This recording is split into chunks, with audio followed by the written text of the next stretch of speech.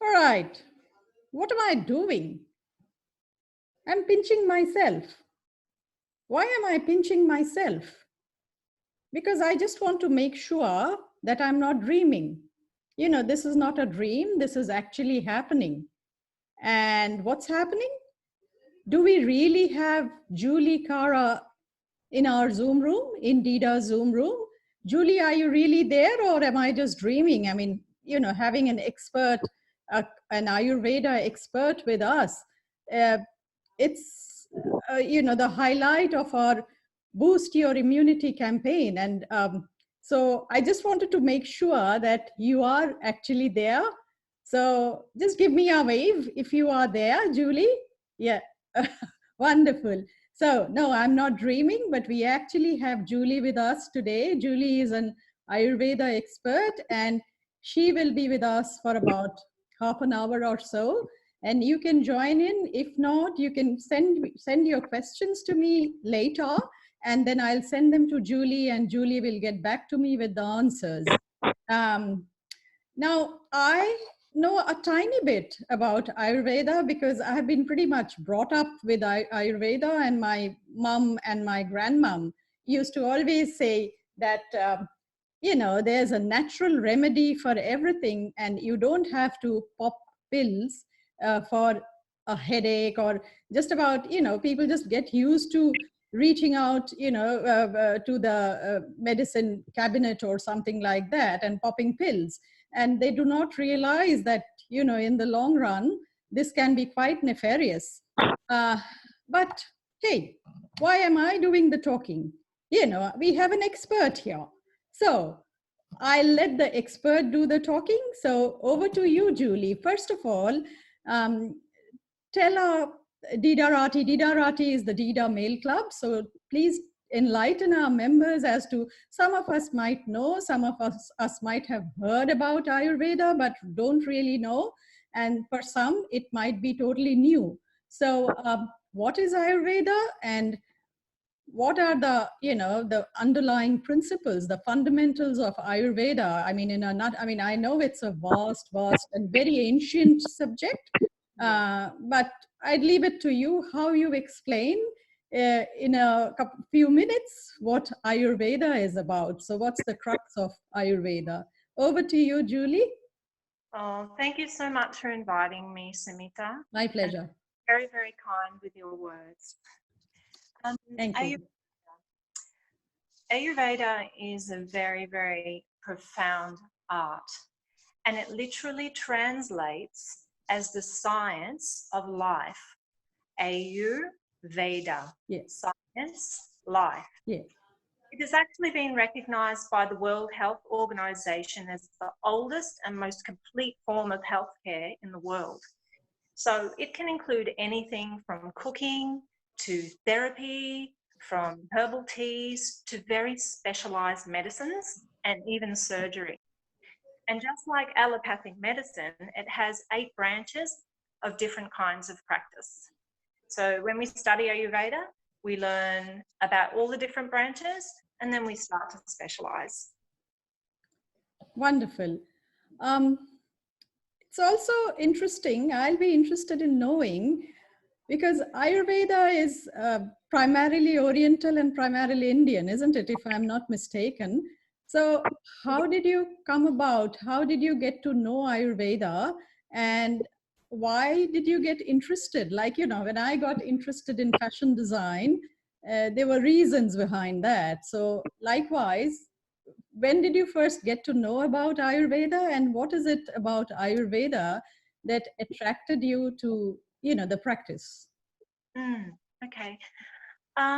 So around 2011, I personally had a health crisis. So previous to that, I was a teacher for many years, and I had a Bachelor of Science, so that's my background.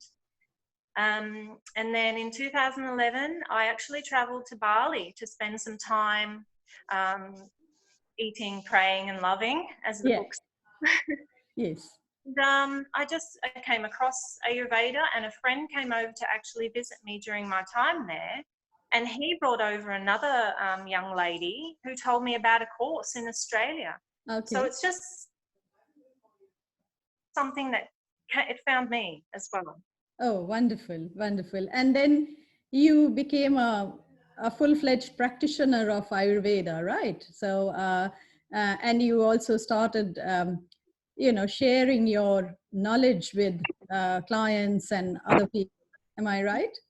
Yes, that's right. So I first studied a diploma of Ayurveda Mm. at Ayurveda College in Byron Bay, and then became a complete practitioner. So I was taught by a man called Professor Chandler in the classical method. And in this way, the knowledge is passed down in a lineage. It's an unbroken lineage going back many generations, actually from northern India and Tibet. Mm-hmm. Mm-hmm.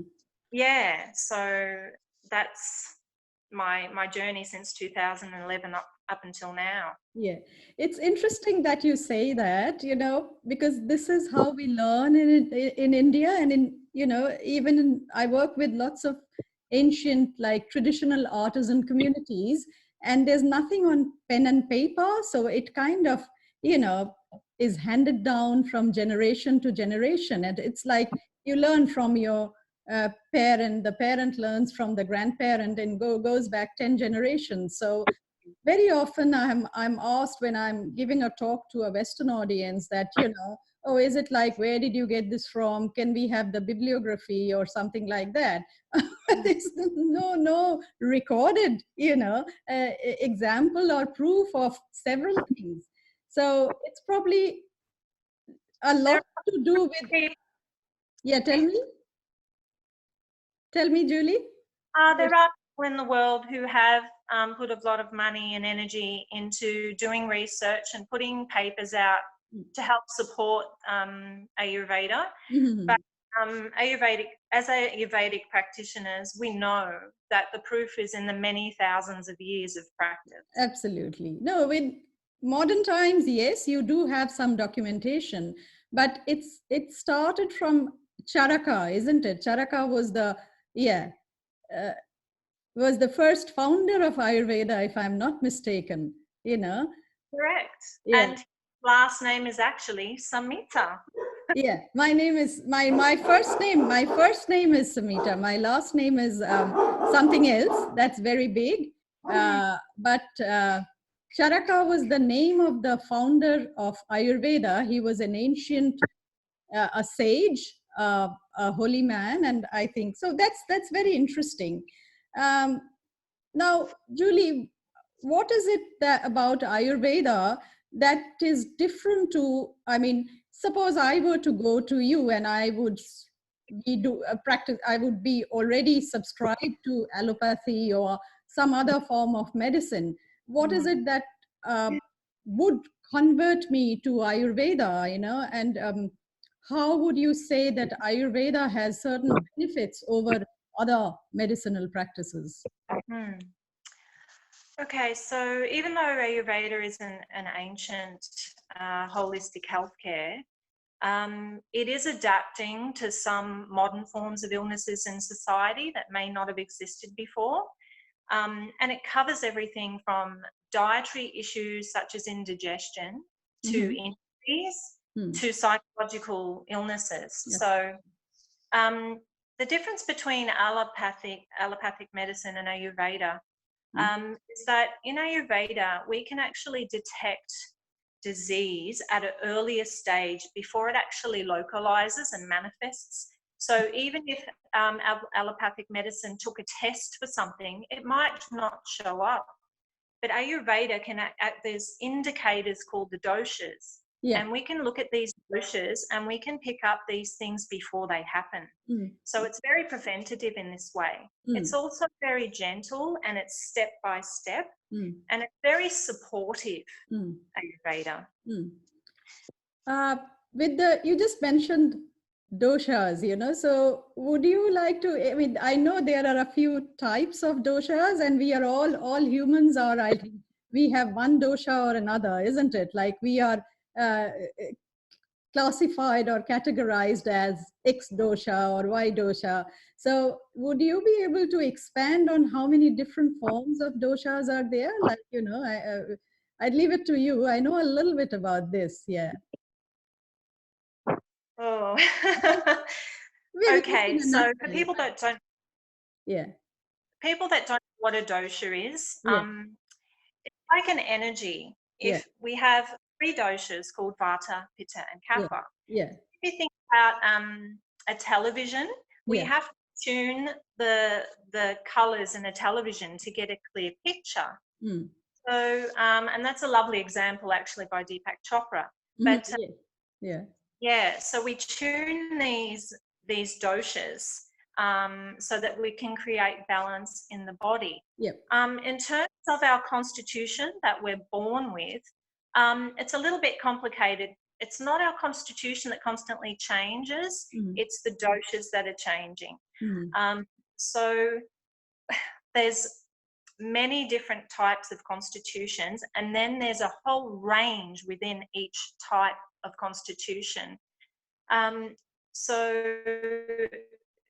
when it comes to the doshas, we can put together very, very specific plans to fine tune these doshas. So there were originally in history 3 kinds of constitutions: a pure vata, a pure pitta, and a pure kapha. Mm. And then over time, there was the blending. So we've got the vata pitta and the pitta kapha and the vata kapha types. Mm. Now we're coming into a time where there are some people who are actually what we call tridoshic. They embody all 3, which can be positive and negative, as everything is. On the positive, you have the opportunity to transcend all our weaknesses within ourselves. On the negative, we're constantly balancing all 3, especially as we get older. I hope that's not too complex. No, it's not. And in fact, it's new knowledge here, because I knew only about the pure 3 doshas. I didn't know that when I always used to think that I'm probably a blend of 1 or 2. But it's good to know that I'm not the only one. I'm not the unicorn or something. I'm not the unusual person, but there are people who have blended doshas. Yeah. But probably beyond this, then my male club members might have to connect to you if they want to know a little more. Julie, I have one, and this is almost personal. With I know with headache, stomach ache, mental problems, different kinds of body aches and pains, Ayurveda is really good. I have an aunt who has arthritis, and she's benefited immensely from Ayurveda. What about illnesses which are very critical or almost terminal? I mean, can Ayurveda can we treat those kind of things by Ayurveda? And I'll tell you why it's personal a little later, but I'll first ask you if we can think about, if we develop something, God forbid, touch wood, if we develop something a little critical, and can we treat it with Ayurveda? Yeah. So Ayurveda treats everything from preconception to terminal illness. So when it comes to terminal illness, which is different from critical, so were you asking about critical or terminal? Maybe a little bit of, first let's talk about critical, yeah, which is so critical illness, depending on what it is, our first priority is to give some kind of care that is very, very gentle, and to give them very, very, very light foods, so that we can take the burden off the system, so they can get the optimal energy to heal. So yeah, depending on what it is, it really is an in-depth consultation to be able to. Absolutely. And these are not things that we should take lightly. And if a person is in the needs that kind of help, they can get in touch with you directly.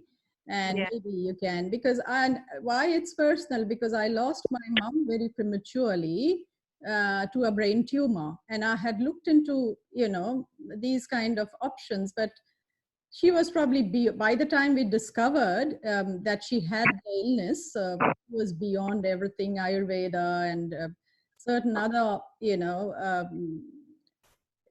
different medicinal practices that we tried. But anyway, I leave it there.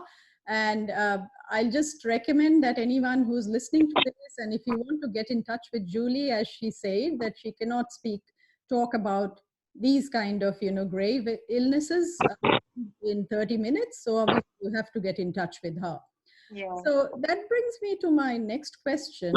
How do you connect? I mean, how would you want your clients to connect with you? Do they have to physically visit you? Can you have virtual? Because right now we are doing pretty much everything virtually online, and there is a lot of online counseling and therapy, and even medical practitioners are calling you. My GP called me the other day. So, everything's become remote and technology based. So how would you want your clients to connect or interact with you? Yeah. So, yeah, as you mentioned, during the health crisis, of course, I have to work online with many of my clients. I do have a home clinic, and I see people in person there, and occasionally I people at home as well. A big part of our diagnosis, though, in Ayurveda involves a physical diagnosis, and that involves looking at their tongue and their eyes, and we also take a 6 pulse diagnosis. So we are taught that to also connect with the client and meet their needs face-to-face is always preferred. But at the moment, I am seeing some people at home, but I'm offering a 1-hour Ayurvedic consultation. It involves a series of questions covering various aspects of your life, ranging from your health history, your daily diet, and a physical diagnosis, but perhaps by some photos, and that is sent to me by email. And if required, I have access to classic Ayurvedic medicines, many of which are handmade and organic, and some of which I actually make myself and with my partner that I can post out. I also do 15 and 30-minute consultations as well. And I also offer Ayurvedic counselling sessions if that's something that you would prefer to do, if you feel that you would like an alternative to psychology. I'm also releasing an Ayurvedic cookbook in the spring, and I'm going to be releasing some short cooking videos in the basics of Ayurveda over the winter. So once you release the book, I mean, if you share those links with me, I can put it on my socials, so that I'm sure after this, there'll be lots of questions, and my, Mail Club members would want to know, what you spoke about right now, your book, your, the cookery classes, the demonstrations that you would be doing. So we would love to have access to that kind of information. So that's wonderful. And I think this also brings me to my next question. I was about to ask you this, because why we are doing this, we are not directly into health, but what we've been trying to support since a while now, and I've been doing this, I mean, I don't know, ever since I was a rookie designer, that I have been very interested in natural products, organic, eco-textiles. And I have been doing this even before it became very fashionable. So we try to support a kind of a holistic, natural lifestyle. And so we've been running a campaign, a Boost Your Immunity campaign, because we've been, I'll show you a little later, some of the products we have actually designed so that people can have a healthy lifestyle. But just for our general audience, it's just part of this campaign. In fact, the highlight, you're the star of our campaign, Julie. So just as a highlight of this campaign, what is it that, a few tips, because we have the virus, but even if hopefully we'll be able to control the virus with some 40 countries trying to find a vaccine. Other than that, also every winter, we have the flu, we have the cough and cold, this everyone sneezing, everyone falling sick. And I think to be able to counter this, we really have to, boost our immunity. That's the only way out. Yeah. So naturally, just out of our kitchen, or what are the best practices and what are the ingredients out of our kitchen that we can use to kind of uplift our spirits and boost our immunity? Yeah. So, of course, we have our common everyday foods that we can use that are antibacterial, antiviral. They can be kitchen herbs such as rosemary and onions and thyme. Then we've got turmeric and we've got garlic and we've got all those kinds of things, which are very beneficial. The thing is about taking in healthy foods that boost your immunity is that it's very important to know that it doesn't matter what we eat, no matter how good they are, we have to have a really strong metabolic fire or really strong appetite to have a good immune system. So just little things like eating earlier before we go to bed, and ensuring we have an appetite when we wake up in the morning. If we don't have those things, then it's very difficult for our immune system to cope, to burn all the toxins in our body, because if our digestion is overburdened, then that flows on to the rest of the tissues in the body. So some little tips. I have to say, the very most important thing in the immune system and in health in general is meditation. It's not a kitchen tip, but it's something I always say is number one. Meditation helps everything. So in terms of the kitchen, I'll say just simple things like food probiotics. Buttermilk is a really cheap, easy way to intake probiotics without having to go and buy supplements. Taking some buttermilk with some warm water after your meals is very beneficial. You can take small amounts of fermented foods, but look carefully at your ancestry and what your digestive system can cope with, and only take very small amounts. Don't get caught up in all the fads and fad diets that we're presented with. Also, obviously, vitamin C and zinc rich foods. Again, there's no need to supplement and overburden our livers. You can take citrus, you can take berries, you can take juices, you can take nuts and seeds containing zinc. Again, even these very foods have effects on our doshas. So one citrus is not the same as another. If you have an imbalance in your body, one can be beneficial even though it has vitamin C, and one is not. So it's not just about the nutritional content of something and what it does. It's everything to do with the doshas and the imbalancing and the balancing of each food that we take into the body. And that's the key of Ayurvedic nutrition, as well as the seasons. It's actually quite a lot. So that's where we need someone to support us and with those choices. Firstly, to understand not just our constitution, but our imbalance before we look at the foods, as well as the nutritional content. Yes, of course.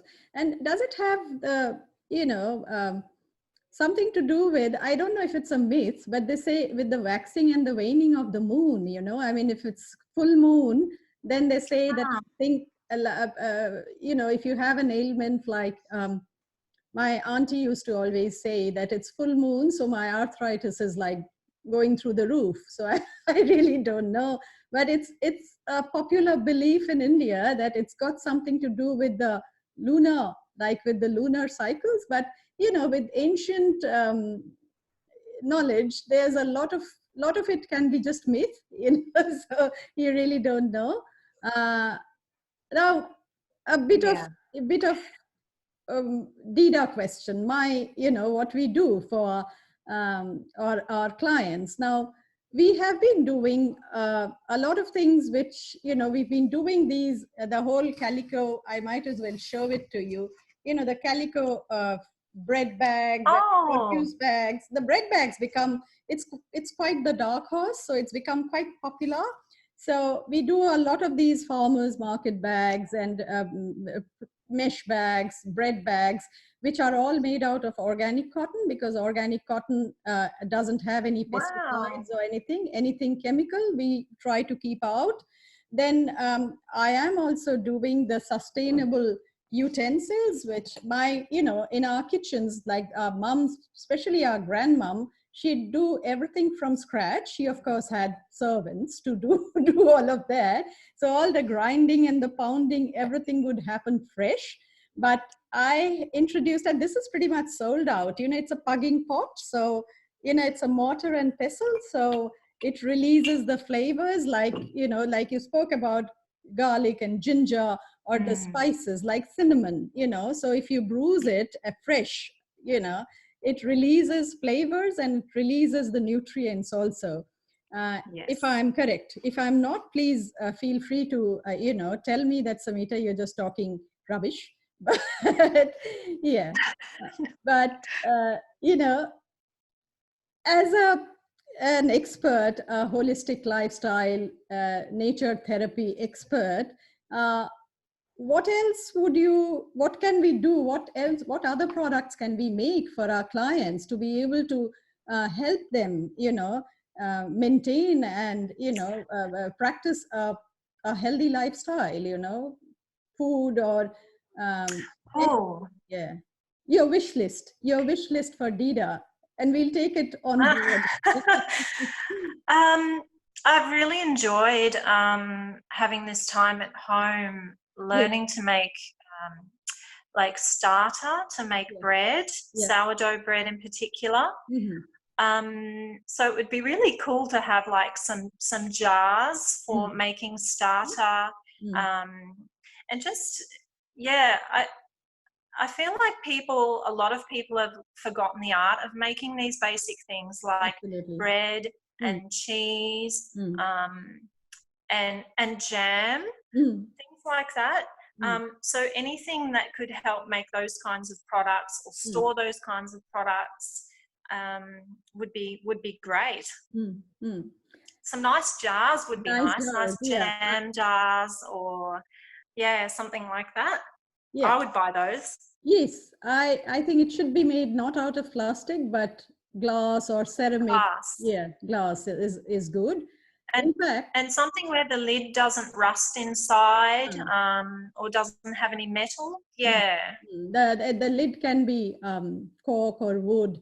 If you ever go to Rajasthan in India, um, because it's desert, so they don't even get a regular supply of water. If you have been, I've traveled into the interiors of Rajasthan, where they even have to wash the utensils with sand, and the utensils are like sparkling. So they'll actually give you a proper meal with, the pickles, the chutneys, the savories, Mm. the dry stuff, as you said, and all are made like once a year or once in 6 months, and it's all stored in the kitchen in absolutely sparkling steel Mm. utensils or the ceramic ones. So this is something we had forgotten because we were always running around. But coming back to nature, I think this COVID experience, it's one good thing that's Yes. happened, is that we have had this major shakeup, and we are coming back to the basics and realizing that we have to do that to be able to Yeah. survive. uh, what do you think? Am I right or am I not right, Julie? I think it's very well said, Thank Samita. And thank you for reminding me. I was actually going to mention, as part of immunity, you. nature is something that's very regenerative, Absolutely. and it's free. Mm, free, yes. We don't realize how, when I went to the beach after the lockdown, relaxed a little bit, I realized that I take this for granted, which I shouldn't. Julie, I know you're a busy person, and I'll let you go. But before that, one last tip, which is, what is your master tip for one thing that you would want all of our members to follow for a healthy, and of course they can always reach out to you if they have questions or problems that need to be addressed, but one master tip that everyone should follow and that will lead to a healthier lifestyle, you know? I would say, Samita, to learn to cook. Learn to cook the right food for your body type, Yeah. And the right foods for the season that we're in, and learn how to eat correctly. This is very important if you want to digest your food, which is the key to your long-term health and longevity. Absolutely. And if they want to know what dosha they are, they can always reach out, because that's a technical thing, isn't it? You have to do the assessment, so they can always reach out to you. I think that's about as much as we can accommodate in half an hour or so. But I'm really grateful to you for joining us, you know, because it's, we don't know so much about, I mean, we are more about design and art and everything, but we need to stay healthy and keep fit to be able to do all of that. And Julie, I'm really thankful to you for coming on board and sharing your knowledge with us. And I'm sure you'll get lots and lots of people after this, you know, there'll be lots of questions. Some will come to me and I'll obviously put them on to you.